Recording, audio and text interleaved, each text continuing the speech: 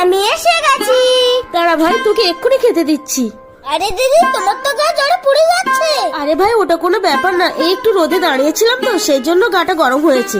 আরে তোর তো গা জ্বরে পুড়ে যাচ্ছে, এই কখন থেকে হয়েছে সব? হায় রে, কি করি এখন? আচ্ছা ভাই, তুই এখানে বস।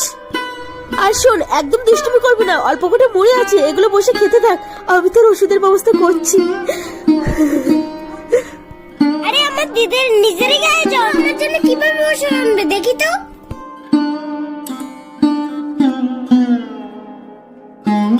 আরে একটাই যখন ওষুধ, ভাইকেই খাওয়াবো। দিদি মাটি কাজ করে আমার জন্য ওষুধ কিনেছে। ভাই এই দেখ, আমি তোর জন্য ওষুধ এনেছি, এই রে হাকার। আরে দিদি, তোমার মুখে কি একটা যাচ্ছে, মুখটা খোলো। এই এটা কি করলি? হ্যাঁ, তুই কিছু ওষুধ না খেয়ে আমাকে ওষুধটা খাইয়ে দিলি, হ্যাঁ?